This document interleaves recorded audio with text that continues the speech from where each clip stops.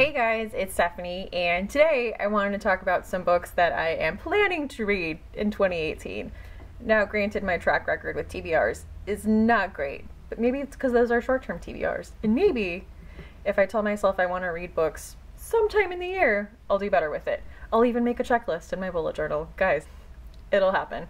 So these are 15 books that I am really excited to read this year. So some of these I already have buddy reads for, and these are all books that I physically own. So it's not like I can't get my hands on a copy of them. So no excuses, right? Let's start with the most intimidating book on this list, but one I do have a buddy read for. And this, of course, is Middlemarch by George Eliot. And this follows a character named Dorothea Brooke, who is very ambitious and has a lot she wants to do in life, but she finds herself settling and marrying an older man.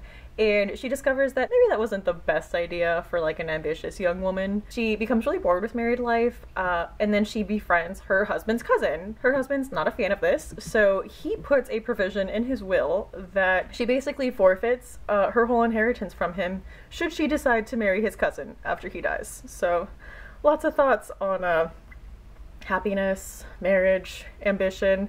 And this is an ambitious effort in itself, but I am buddy reading this with Kate Howe sometime in February/March, and there is an audiobook to help me out available on Hoopla, which just really helped me with long books. Like, that's how I got through Stephen King's It, was, you know, the physical copy and the audiobook, and kind of going back and forth just really helped me. So I think I can do this. The next book I'm really excited about is The Shipping News by Annie Proulx. This is a book that a lot of people on Anne Bogle's What Should I Read Next podcast name as one of their top 3 favorite books. And it's about a man named Coyle whose wife is cheating on him, so he takes his 2 daughters back to his hometown in Newfoundland.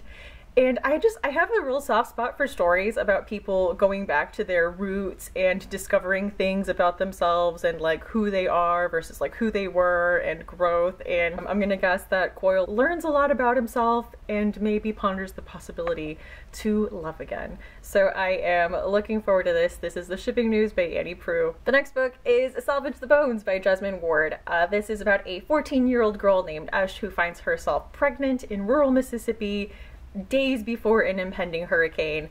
They are trying to prepare for it, and the novel spans a period of 12 days. Esh's father is an alcoholic, her mother has passed away, and she has 2 brothers, and it's about all of them and what they're doing, and basically a look at a rural, impoverished family in the days before Hurricane Katrina. I know her newest book came out. The title is escaping me, but a lot of people have really liked it. I don't know if this is Jesmyn Ward's debut novel or not, but I know this is one of her earlier works, and I definitely wanted to start with this. Obviously, because I've just heard so many great things about Jesmyn Ward as an author that I really want to get this read since it's on my bookshelf. Another classic I'm really excited to get to is Evelyn Waugh's Brideshead Revisited, and this is about a man named Charles Ryder who finds himself really infatuated with his college friends, you know, very wealthy and privileged family, but in the landscape of the time before World War II, the family finds that their wealth and privilege is rapidly disappearing, and I am assuming that Charles Ryder, somewhere within his enchantment and infatuation with his family, becomes introspective and learns some things about himself. And this, for a classic, seems pretty short and doable, and I've heard a lot of good things about it. When I hauled this, I got a lot of great comments about Brideshead Revisited, and when I checked Goodreads, it had a lot of 5-star ratings, so I'm really excited to read this. The next book I am definitely going to try to read this year is Ray Bradbury's Fahrenheit 451, mostly because HBO did release their teaser for the miniseries they are making with Michael B. Jordan based on this novel, and this is a book I can't believe I didn't already read, because I feel like a lot of people had to read this in school, but I was not one of them.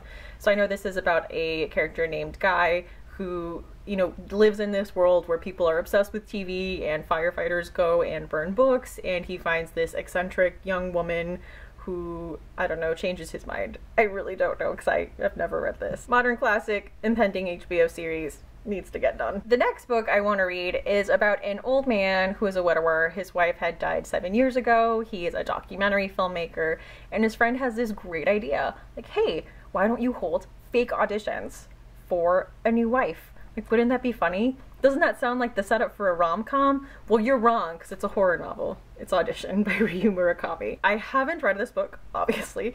I also have not seen the movie, but I've heard bits and pieces of it, and I was listening to a podcast recently where one of the guests on the show said there was only 2 times where he like physically screamed and jumped out of his seat during a movie, and one of them was Audition. So I'm a little terrified to read this, but also really intrigued. I'm planning to do this as a buddy read with Devin over at the Indie Insomniac, and I need to read more translated horror for sure, and this, so doable, so short. I had no idea it was this short. So pretty stoked. The next book I'm excited to read is Barbra Kingsolver's Prodigal Summer, and when I hauled this book, I got so many great comments of people saying that this was such an awesome book. So I know this is 3 stories that are all intertwining. They take place, you know, in Appalachia, kind of about these stories' connection to the environment and to nature, but I love stories about intertwining stories that all come together. So I'm really excited to read this. I think I am doing this as a buddy read with Liz. Again, it's going to be a reread for her. This is a book she really likes. And I feel like every book Liz has recommended to me has been great, so I definitely trust her opinion. The next book I am talking about was one that someone said is getting an adaptation, and I hadn't heard much about it, but I was like, oh man, I really need to get to it then. It's a book I had been putting off, and this is Sarah Waters' The Little Stranger, and I feel like there is a big resurgence going on right now in Sarah Waters literature, and I need to read this. This is kind of a... From reading the synopsis, I feel like it's a normal gothic story. Like, a person goes and visits this old house, and there's a lot of crazy secrets there, but people seem to, like, really love this book, so I'm excited to give it a try, and hopefully learn more if there is an adaptation coming out, because I haven't heard really anything about it, but excited.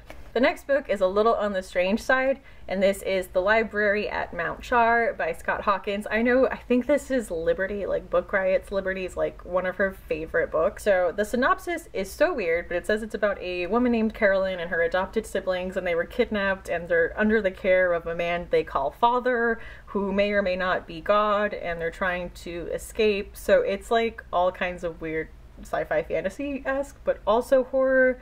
So I'm interested to give it a try. I did find an audiobook on Hoopla as well to help me out, because it is something that is very outside my comfort zone, and I feel like I might need that extra push to get through.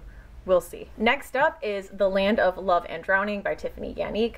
This is a family saga set in the Virgin Islands from like 1916 to 1970, and on the Get Booked podcast, whenever people ask for a family saga, I feel like this is one that is always mentioned. And me, being a lover of generational stories and family sagas and history of places, I feel like this is one I definitely need to get to, and I'm really excited to do so.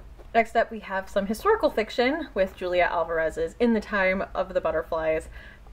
Julia Alvarez's other book, How the Garcia Girls Lost Their Accent, is one of my most favorite books of all time. So I'm really excited to get to this. This is historical fiction. Like I said, it takes place in the Dominican Republic under the Trujillo dictatorship, and it's about the real-life Maribel sisters who were referred to as mariposas, or butterflies, who were assassinated for visiting their husbands in jail, under the Trujillo dictatorship. So going into it, knowing that, having that be the synopsis is going to be, really sad.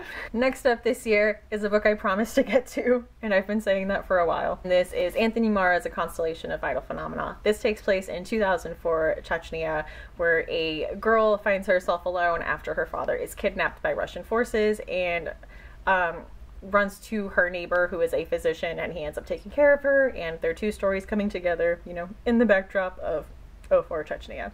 So from what I've heard about this, I need to do a little more research on the Chechnyan conflict. So I have a little more knowledge going into it about what's going on, because I don't know that much about it. But for the people who do, I've heard a lot of people say this book is fantastic, and my husband's uncle actually sent this book to me just out of the blue, so I feel like that's a sign that this is a book I would like, so looking forward to it. Next up, I have Ernest J Gaines' A Lesson Before Dying, in a 1940s Cajun community where a man was kind of an innocent bystander to a liquor store shootout, but he is tried and convicted of murder and sentenced to death, and he is in jail, and a man comes to visit him, and I believe the story is their conversations and the bond they create, basically with a man who is imprisoned and sentenced for death for something he did not do, most likely because of his skin color. So we're looking forward to this. I've heard a lot of people say it's really sad and you will cry, so I am trying to prepare myself for that. Next up is W. Somerset Maugham's The Razor's Edge. I hauled this recently and I got a couple good comments of people who said this was really good. As I've mentioned before, I really enjoyed Of Human Bondage by Somerset Maugham. I think I heard someone say it was a coming-of-age story about a man named Larry Durrell and his fiancée Isabel and his uncle, who is an American expatriate and is real snobby. So it's kind of like these characters coming together, and I believe the spiritual odyssey of the main character. So looking forward to this. And the last book I want to read this year is The Gathering by Anne Enright. This won the Man Booker Prize in 2007, so 11 years ago. And this is about a family meeting in Ireland for the funeral of one of their siblings. It is about looking through their line, looking through the generations of their family and telling the story. So I feel like this is a lot of things I really love. I love stories about families and introspection, and as weird as that sounds, I really like stories about grief. I think I just like stories that explore really intense emotions like that, so I am really looking forward to this. Let me know if you've read this, or any of the books that I talked about, or if you have thoughts on them, or if you also want to read them, let me know. Anyway guys, thank you so much for watching, and I hope to see you again soon. Bye!